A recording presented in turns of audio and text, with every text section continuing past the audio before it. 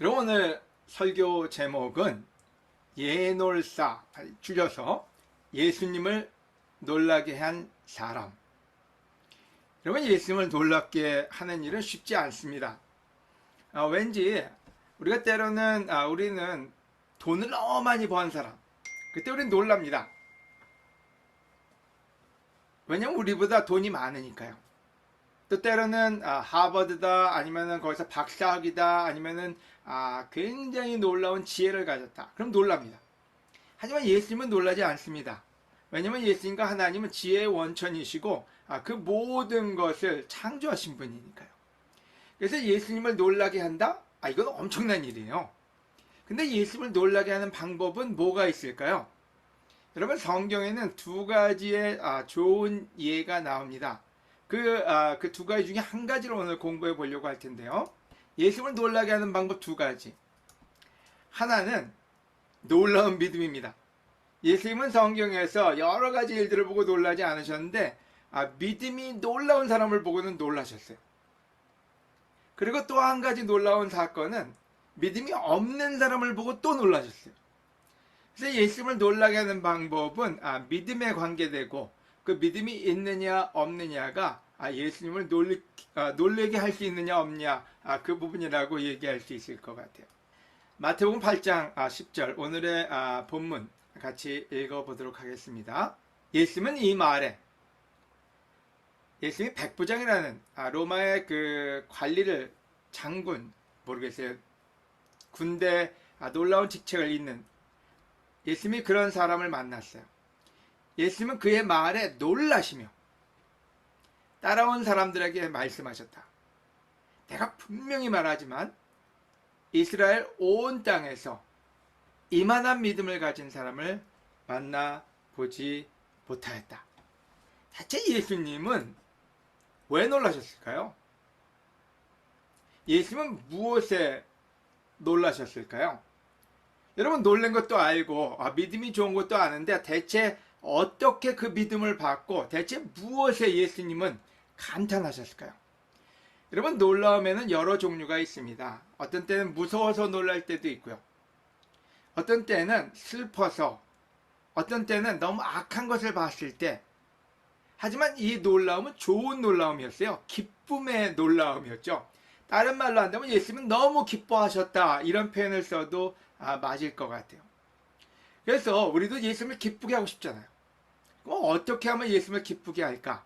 그것이 오늘의 주제고, 그 부분이 오늘 우리에게 배움으로 왔으면 좋겠어요. 여기 나오는 스토리의 그 주인공은 백부장입니다. 백부장은 로마 군대 조직의 그 100명 정도를 책임을 맡은 사람을 백부장, 센트리온이라고 표현을 하고 있습니다. 로마 군대 조직은 한 군단은 한 6,000명 정도 된다 그래요. 근데 로마 전역에 한 28개의 군단이 있었다고 합니다. 그러니까 대단한, 그 당시에는 아주 놀라운 그 병력이죠. 아마 로마가 자랑할 수 있는 건 아마 이 군대 조직이었을 거예요. 한 개의 군단은 10개의 대대가 있었다고 하고요. 그 한 개의 대대에는 6개의 백인대, 다시 말해서 그 100명 단위, 근데 실질적으로는 80명 정도였다고 합니다. 그래서 그 백인 부대가 6개가 대대고, 그 대대가 10개가 군단이고, 군단 28개가 로마 군대 조직을 그 당시 형성하고 있었던 거죠. 이 얘기를 하는 이유는 그 당시에 백부장의 위치가 어떤 위치였나를 알려드리기 위해서입니다. 그래서 백부장은 로마 군대의 가장 중요한 핵심이었다고 합니다. 그래서 백부장은 군에서 복무한 경험이 보통 한 15년 되었을 때 오를 수 있는 자리였고, 그러니까 쉬운 자리는 아니에요. 근데 이 당시에 백부장의 역할을 한다? 그 얘기는 굉장한 그 경험이 있는 굉장히 높은 위치였다고 볼 수 있죠. 사병들 사이에서는 그들이 꿈꿀 수 있는 가장 명예로운 직책이었다고 합니다. 바로 그와 같은 사람이 예수님을 찾아와서 대화를 나누면서 거기서부터 이 스토리는 시작되는데요. 다시 한번 말씀드리면 이 백부장이 어느 나라 사람이었는지, 물론 시민권은 로마에 있었을 거예요. 어떤 이유에서든지 간에 예수님을 찾아왔고 예수님을 만났고 예수님께 극찬을 들은 사람입니다. 그래서 그에 대해서 이야기한 그 스토리를 통해서 우리는 어떻게 하면 예수님을 기쁘게 할 수 있을까? 이 부분을 함께 나눠보도록 할게요. 첫 번째, 예수님은 그의 믿음에 놀라셨어요. 대체 예수님은 어떻게 그의 믿음을 확인하셨을까요? 여러분, 이 구절을 한번 같이 보시겠습니다. 예수님이 가버나움에 가셨을 때 한 장교가 예수님께 와서 도움을 구하며, 주님, 제 하인이 중풍에 걸려 몹시 고생하고 있습니다 라고 하였다. 예수님이 그에게 내가 가서 고쳐주겠다 하시자 장교는 이렇게 대답하였다. 주님, 저는 주님을 제 집에까지 오시게 할 만한 자격이 없습니다. 그저 나으라는 말씀만 한마디 해주십시오. 그러면 제 하인이 나을 것입니다. 저도 윗사람을 모시고 있고 제 아래에도 부하들이 있어서 제가 부하에게 가라 하면 가고 오라 하면 오고 제 하인에게 이 일을 하라 하면 합니다. 바로 이 대화가 예수님을 놀랍게 했어요. 이 대화에서 예수님은 어떤 믿음을 보셨냐? 저는 그 노란색으로 표시를 해놨습니다. 여러분, 노란색에 주님이라는 표현이 나옵니다. 그럼 우리는 너무 익숙해져 있죠. 주님. 그래서 우리 기존 교회에 통성 기도하는 데 가면은 또 기도할 때마다 주님, 주님 합니다. 이 주님이란 말은 선생이라는 말과 틀립니다. 또 주님이란 말은 존경한다는 말하고도 틀려요. 특별히 군인으로서 누군가에게 주님이라는 표현을 썼다는 건 엄청난 얘기입니다. 여러분, 군인은 어떤 면에서 상하 구조가 굉장히 분명하죠. 그래서 밑에 있는 사람들과 위에 있는 사람들, 자기에게 명령을 내릴 수 있는 사람에 대해서 분간할 줄 아는 사람입니다. 하지만 이 백부장은 예수님께 와서 어떤 표현을 썼느냐? 주님, 마스터. 다른 말로 하면 우리가 세례받을 때 고백한 그 말입니다. 여러분, 우리가 어떻게 구원을 받습니까? 입으로 고백하고 마음으로 믿어서 뭘요? 예수님은 나의 주님이십니다. 여러분, 세례받을 때 그거 밖에는 우리가 물어보는 질문이 없어요. 근데 이 백부장은 예수님을 만나서 만나는 그 즉시 그가 고백했습니다. 뭐라고요? 예수님은 나의 주님이라고요. 바로 그게 놀라웠던 거예요. 여러분, 다른 케이스들을 한번 볼까요? 부자 청년이요. 마태복음 19장 16절에 나오는 그 부자 청년, 율법을 10계명을 외우고 지켜왔다는 그 부자 청년이요. 예수님 앞에 겸손하게 무릎을 꿇었던 그 부자 청년이요. 하지만 그의 입에서 예수님은 선생님이었어요. 선생님, 제가 영원한 생명을 얻으려면 어떤 선한 일을 해야 합니까? 여러분, 우리도 예수님 앞에 무릎도 꿇을 수 있고 십계명도 지킬 수 있고 성경에 대해서 신실할 수 있지만 예수님을 주님으로 보는지 선생님으로 보는지는 큰 차이가 있습니다. 이 부자 청년이 구원을 받았다는 소리는 성경에 기록되어 있지 않습니다. 그 이후에는 모르겠어요. 하지만 그 당시 그가 예수님을 주님으로 놓지 않았기에 그는 떠나갔고 또 다른 지혜를 얻으려고 노력했던 종교인으로 남아 있습니다. 저는 우리 모두가 그와 같은 사람이 되는 걸 원치 않습니다. 여러분, 마태복음 8장 19절에 또 다른 한 율법학자가 나옵니다. 중간에 있는 구절이죠. 그때 한 율법학자가 예수님께 와서, 율법학자가 누굽니까? 말씀을 공부하고 구약을 공부하고 그 말씀을 가리키는 사람들입니다. 근데 그가 예수님을 보고 와서 얘기합니다. 아주 좋은 말이었어요. 선생님, 저는 선생님이 어디로 가시든지 따라가겠습니다 하였다. 여러분, 그때 예수님이 어떤 대답을 했는지 여러분 아시죠? 이제는 머리 둘 곳이 없다. 여러분, 예수님을 따라가겠다고 하는데 이 사람의 명칭은 예수님이 주님이 아니었어요. 선생님이었어요. 선생님은 갈아치울 수 있습니다. 하지만 주님은 갈아치울 수가 없어요. 왜? 주인이니까요. 율법학자고 믿음이 있고 많은 좋은 일을 했지만은 예수님에 대해서 굉장히 놀라운 태도까지 가졌지만 예수님을 대하는 태도는 선생님이었지 주님은 아니었어요. 그때 예수님의 대답은 단호했죠. 미적지근한 게 아니라. 요한복음 5장 7절에 그러자 그 환자는 선생님, 물이 움직일 때 나를 못에 넣어준 사람이 없어. 내가 가는 동안에 다른 사람이 먼저 들어갑니다 하고 대답하였다. 예수님이 주님인 걸 모를 때 이 환자는 예수님을 선생님으로 대했죠. 하지만 물론 그가 낳고 난 다음에 어쩌면 그 선생님이 주님으로 변했을 수도 있어요. 백부장은 예수님을 만난 적이 없습니다. 하지만 예수님의 소식을 듣고 그에게 어떤 명칭을 줬느냐, 주님이라는 표현을 썼습니다. 바로 그래서 예수님은 그를 보고 그의 믿음이 너무 놀랍다 이렇게 얘기합니다. 율법도 알고 구약도 알고 선한 일을 많이 했지만 예수님을 알기를 선생님으로 알고 선택적으로 말씀을 따르고 예수님을 생각했던 사람들은 여러분 구원과 예수님의 칭찬을 받지 못했습니다. 하지만 주님으로 고백할 때, 주님으로 예수님을 대할 때, 주여 주여가 아니라 진짜 주님으로 예수님께 완전히 복종할 때 그 믿음은 예수님을 기쁘게 하고 우리를 구원할 수 있다고 얘기하시는 게 바로 이 구절이고, 이 구절이 우리에게 주는 메시지가 아닌가 하는 생각이 들어요. 여러분은 오늘 예수님을 주님으로 두고 있는지, 선생님으로, 철학자로, 아니면 그냥 동네 아저씨로 보고 있는지는 굉장히 중요한 부분이고, 깊게 생각하고 다시 한번 예수님을 주님으로 고백하는 여러분이 되시기를 권해드립니다.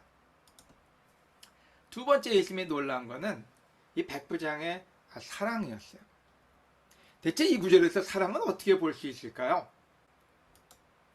여러분 마태복음 8장 5절에서 9절, 예수님이 가버나움에 가셨을 때 한 장교가 예수님께 와서 도움을 구하며 주님, 제 하인이 중풍에 걸려 몹시 고생하고 있습니다 라고 하였다. 자, 요번에는 주님의 포커스를 두지 말고 하인의 포커스를 한번 둬보세요.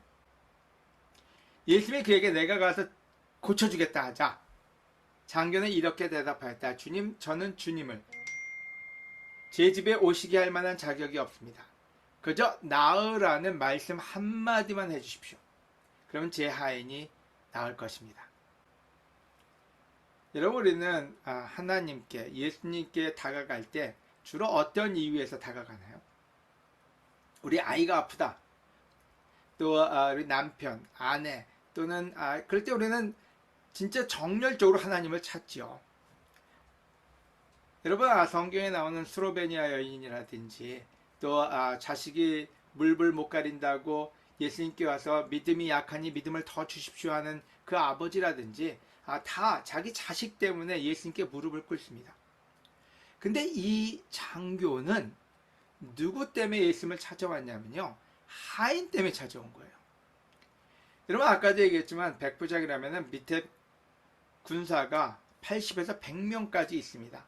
그 다음에 집에는 하인도 여러 하인이 있었을 거예요. 그래서 누가 아프다? 그러면 야, 저기 집사, 네가 데리고 좀 병원 좀 가봐. 아니면은 군인 한 명 시켜가지고 야, 네가 어디 가서 좀 얘 좀 고쳐봐봐. 근데 예수님에게 직접 찾아왔어요. 자기 하인이 아프니 그 하인을 고치기 위해서 직접 찾아왔다는 말은 너무나 놀라운 사랑을 가지고 있었다는 어쩌면 가장 좋은 예가 아닌가 하는 생각이 듭니다. 이 당시에는 아내도 소유로 느끼던 시대고 실질적으로 하인은 사람 취급해주지 않았어요. 근데 그 하인이 아픈 것을 안타깝게 생각하고 직접 예수님을 찾아 나서서 예수님 앞에 머리를 조아리고 제 하인이 중풍에 걸려 몹시 고생하고 있으니 도와주십시오. 여러분, 예수님이 제일 중요시 여기는 게 뭘까요? 바로 그것은 사랑입니다. 우리가 서로 사랑하고 살라고요. 여러분, 물론 우리가 독이 되는 사람들 아니면 우리가 떠나야 될 사람도 있지만 우리가 사랑해야 될 사람들이 더 많습니다.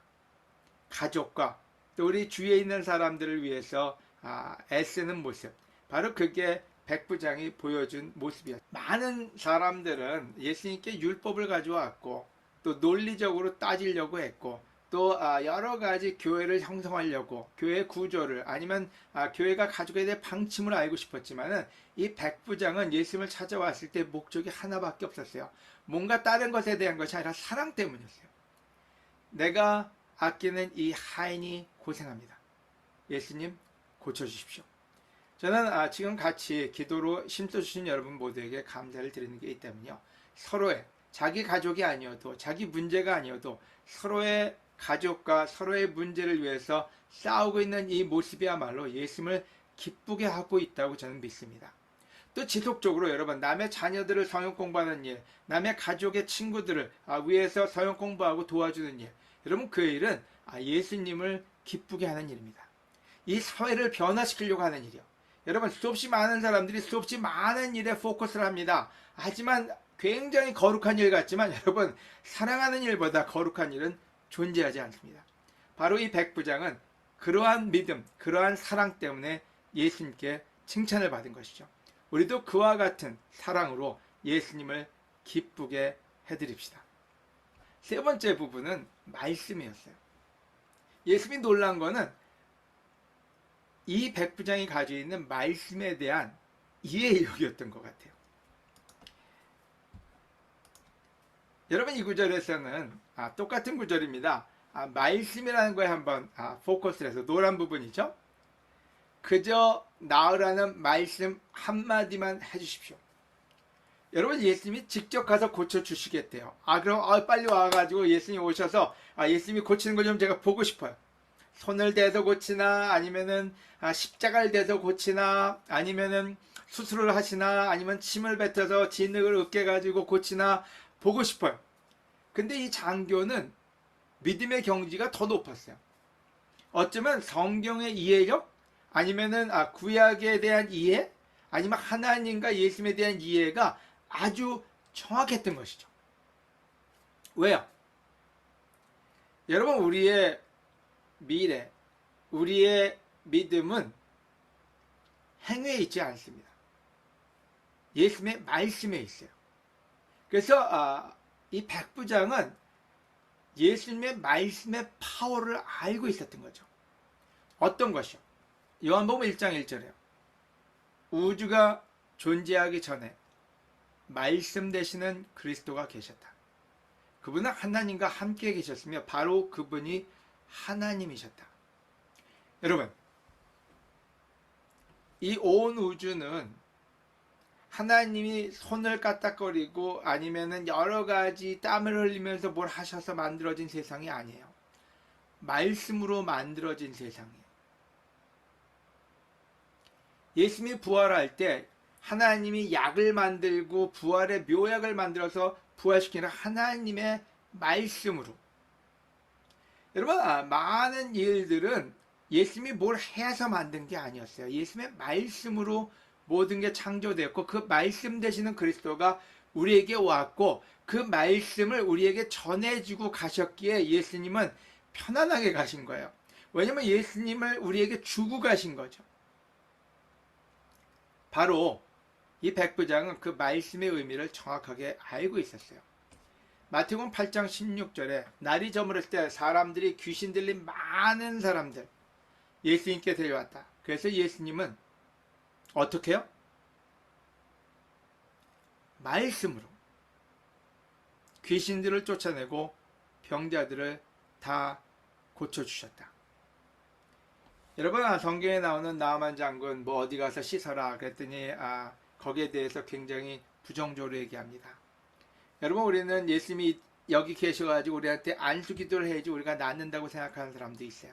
아니면 예수님이 누구에게 어떤 능력을 줘서 그 사람이 기적적으로 어떤 트릭을 쓰든 아니면 어떤 기술을 쓰든 아니면 어떤 방법으로 우리가 원하는 걸 줄 수 있다고 생각하는 사람들도 많아요. 하지만 여러분 성경에서 하나님은 우리에게 필요한 모든 신적인 능력을 다 주셨다고 했습니다. 그게 뭘까요? 말씀이에요. 여러분 우리가 우리의 소원을 이루는 방법은 하나님이 주신 예수님이 주신 말씀을 그냥 따라 사는 것에 의해서 우리는 우리가 원하는 모든 것을 얻을 수 있습니다. 그래서 여러분 이 백부장이 가졌던 이 믿음을 우리도 가졌으면 좋겠어요. 매직을 기다리지 말고 오늘도 말씀을 따라서 그대로 사는 거예요. 말씀에서 하라는 대로 행동하는 거예요.